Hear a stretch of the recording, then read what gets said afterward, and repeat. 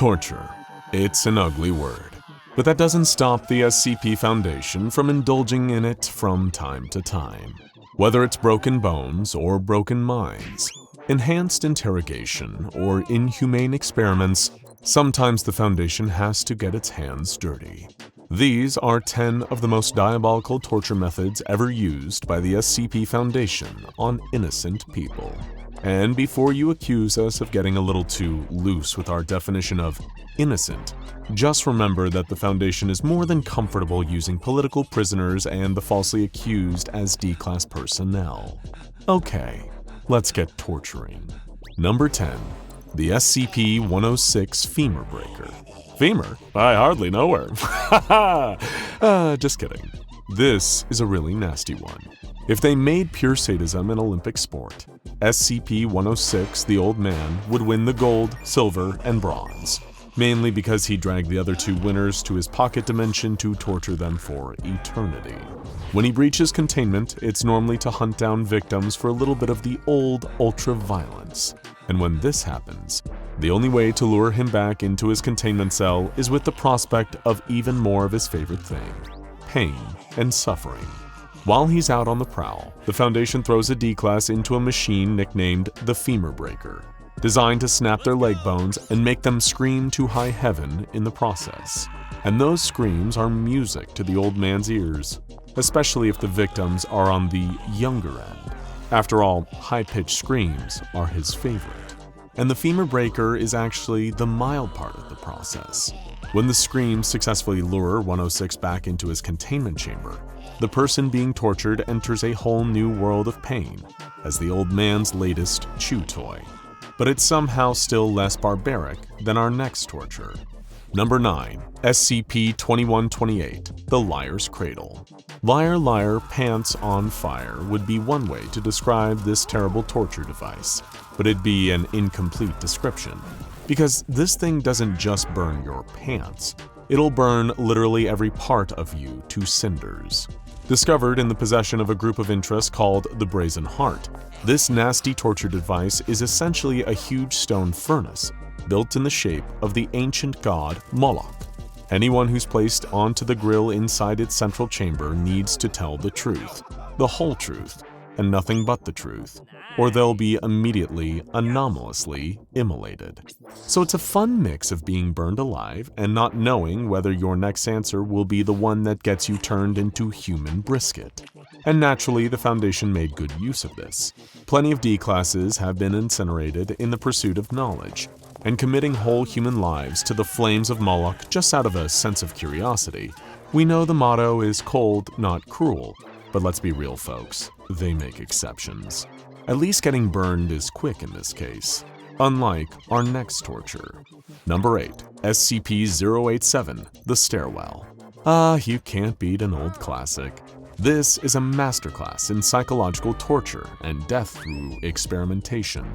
The Foundation once discovered an anomalously dark stairwell on an undisclosed university campus, with flight after flight of stairs leading down into some unknown oblivion below.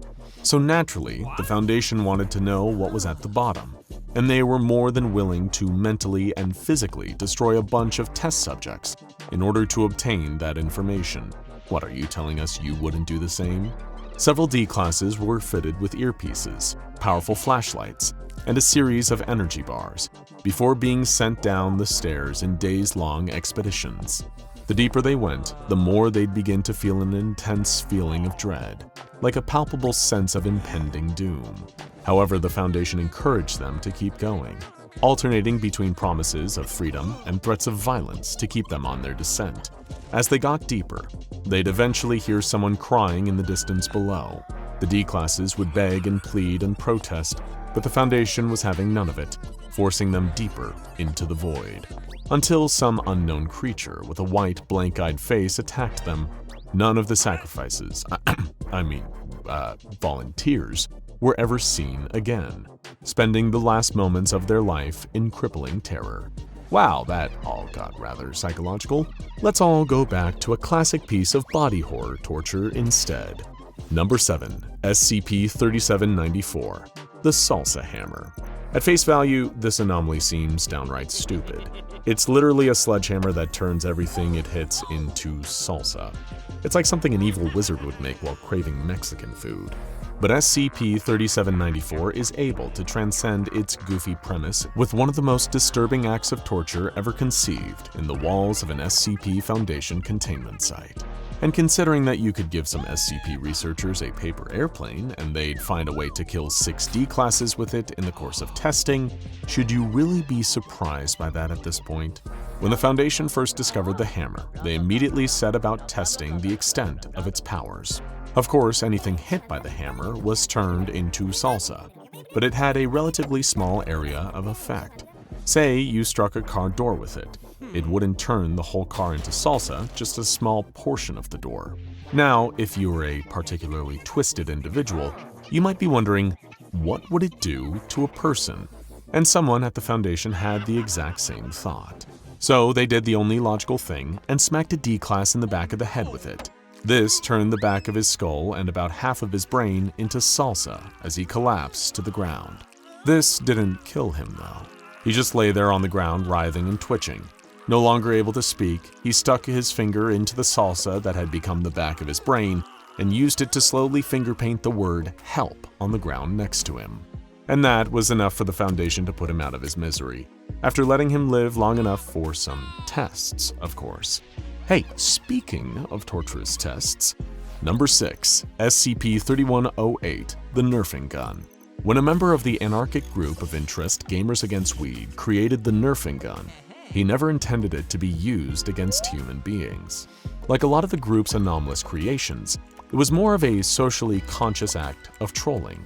A repainted Nerf gun that could cause anything you shoot with it to become a lower quality version of itself, usually by regressing through generations of progress. Shoot a car, it becomes a horse-drawn cart. Shoot it again, it becomes a rickshaw. Shoot the rickshaw, you get a stone wheel circa 15,000 BC. And naturally, the Foundation thought it would be a great use of their time and resources to use this device on a D-class. The result? Regressing him backwards through evolution. So he, by stages, became an ape-like beast, then a basic, unevolved fish, and even a protoplasmic little worm, all just to see what would happen. When the Foundation captured the Anomalies creator and told him about this, he was utterly horrified, sparking some serious Foundation soul-searching that we're sure they'll learn absolutely nothing from. But sometimes the torture isn't even about gaining knowledge. Sometimes it's about molding an innocent kid into the perfect soldier. Number 5. The mental torment of SCP-2241, Cameron the Crusader.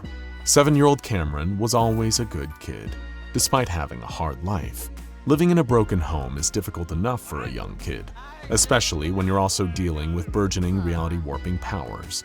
But Cameron's realization of his ability's potential to do good wasn't a traditional superhero origin moment. It was a gateway to a lifetime of psychological torture from the SCP Foundation. Cameron was picked up at an impressionable age by the Foundation, where a particularly unethical researcher named Valdez realized 2 things. Cameron's powers would grow stronger as he got older, and they were particularly potent when he was in a state of emotional distress. The rest is sadly predictable from there. Cameron was gaslit into a stage of absolute loyalty to the Foundation, and was placed in constant staged crises where he was led to believe lives were at risk, when in fact, everyone involved was being controlled by the Foundation. They were all in on the plan to trick Cameron into thinking the heroic thing is just whatever the Foundation wanted him to do, even if it involved torturing his psyche to rebuild it in their image. But if that sounds a little too long-winded, don't worry. Our next anomalous torture instrument will get you to broken minds and scarred souls a hell of a lot quicker. Number 4. SCP-1123, Atrocity Skull.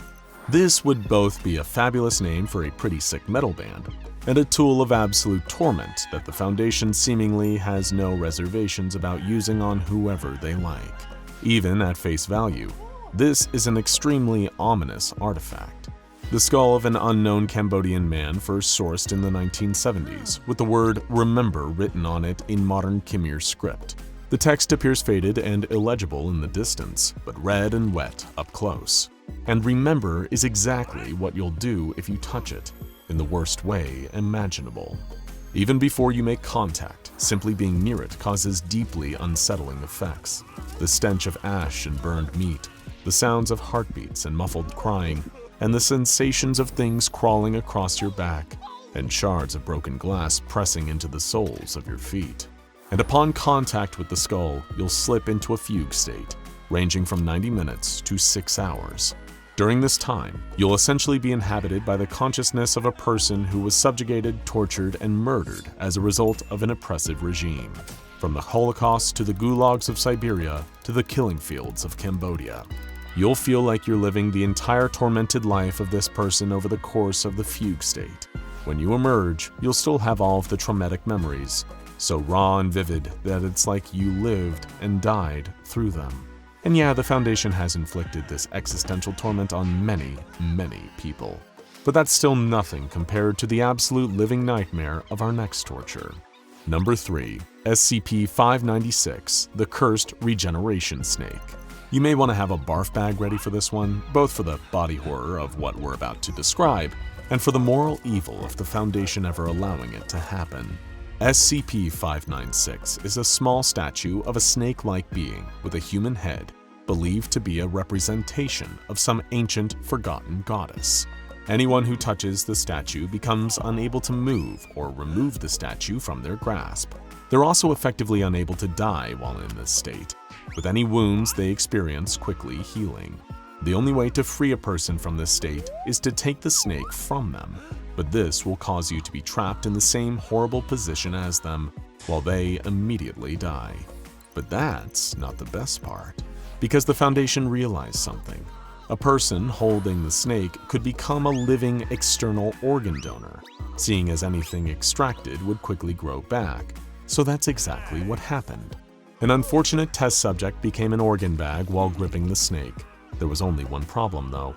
The person being conscious made the process a real bummer. So they put a tiny machine in the man's head to perpetually blend his brain into a more pliable state. Researchers on the team nicknamed the device the lobotomizer. Classy. Where's a salsa hammer when you need one? Number 2. SCP-136, the Naked Doll. We put this at number 2 spot because, cards on the table here, it utterly terrifies us. To the untrained eye, SCP-136 just seems like an unassuming, and in fact downright basic, little doll made of cloth or clay. But the more time you spend around it, the more you'll start to feel uneasy. And if you're exposed to it for long enough, well, it will appear. What is it exactly? An entity straight out of your worst nightmares. An emaciated, floating being, naked, save for a tangle of long, filthy black hair. The gender of the creature varies depending on who's looking, but the consistent factors are that it has a hideous smile with teeth like shattered glass and skin flecked with old blood. It will float towards you, getting closer and closer, as an anxiety and fear that's worse than death takes over you. Even the strongest people, equipped with anti-memetic training, have been reduced into screaming, crying, gibbering wrecks after just minutes of exposure to the monster inside the doll. And when the Foundation found out about its tremendous power, they locked the doll away under multiple layers of security. It would never be observed and thus activated by an unwitting victim ever again. Just kidding, it found a new lease on life in Foundation Enhanced Interrogation. How comforting. But the monster from SCP-136 feels downright civil compared to one more torture we have in our roster of horrors. Number 1. Procedure 110 Montauk. Here we are. The most horrifying method of torture that the Foundation has ever implemented. One so gruesome that the details around it are highly classified. Anyone who takes part in the procedure has the choice to have their memory erased with high-grade amnestics, because even seeing what happens is just that traumatic. And the worst part, it needs to be done in order to save the world. The procedure was advised by Dr. Montauk as part of the containment protocols for SCP-231, once a group of young women impregnated by the essence of the Scarlet King, an interdimensional horror intent on destroying the multiverse. 6 of the 7 women under the SCP-231 designation have given birth to anomalies that have caused mass casualty events. The prophetic Davite writings suggest that the birth of the final 231 subject will bring about the end times.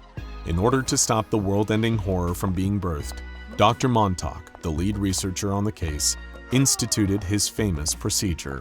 They were acts of torture and depravity against the contained girl so despicable they are considered an act of penance to the sadistic Scarlet King himself. And if your torture is so bad that it's making him happy, you know you're truly as bad as it gets. Try not to think about that too hard. Now check out what does SCP-136 do alone while in containment, Naked Doll, and SCP-3999, I'm at the center of everything that happens to me, for more.